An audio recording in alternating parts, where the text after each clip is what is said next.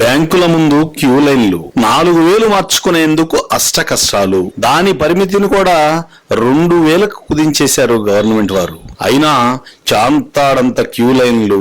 రోజు మన దేశం మొత్తం నలుమూలలా ఉన్న బ్యాంకులు, ఏటీఎం సెంటర్ల ముందున్న భాగవతం ఇది.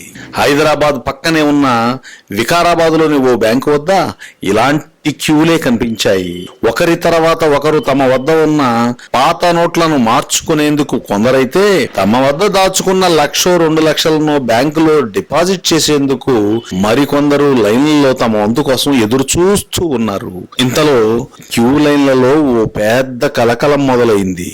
నిల్చున్న జనం మొత్తం అవాక్కయ్యారు. క్యాష్ కట్టించుకుంటున్న క్యాషియర్ కూడా కంగారు పడ్డాడు. ఎందుకో చూడండి. క్యాష్ కౌంటర్ ముందు ఓ బిచ్చగాడు తన వద్ద ఉన్న సంచిలోంచి 50 లక్షల రూపాయలు, 500 రూపాయల నోట్లు, 1000 రూపాయల నోట్లు క్యాషియర్ ముందుంచాడు. వాటిని బ్యాంక్ లో డిపాజిట్ చేసుకోమంటున్నాడు. ఈ షాక్ నుంచి క్యాషియర్ తో పాటు క్యూ లైన్ లో ఉన్న జనం కూడా తీరుకోవడానికి కొంత సమయం పట్టింది. ఇంత డబ్బు డిపాజిట్ చేసుకోవడం కుదరదయ్యా, నీ దగ్గర పాన్ కార్డు ఉంటే చూపించు అన్నాడు క్యాషియర్. ఈ మాట పూర్తి కాకముందే తన వద్ద ఉన్న పాన్ కార్డును క్యాషియర్ ముందుంచాడు బిచ్చగాడు.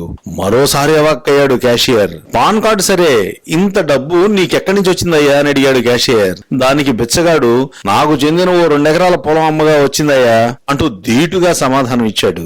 అది చూసి అనుమానం వచ్చిన క్యాషియర్ పొలం అమ్మిన సాక్ష్యం చూపిస్తే తప్ప ఈ డబ్బును తీసుకోనని ఖరాఖండిగా చెప్పేశాడు. బిచ్చగాడు చేసేదేం లేక వెనుదిరిగాడు. ఇదంతా చూసిన జనం మన దేశం పేద దేశమా లేక ధనిక దేశమా కాక అగ్రరాజ్యమా అని బుర్రలు గోక్కుంటూ నుంచున్నారు.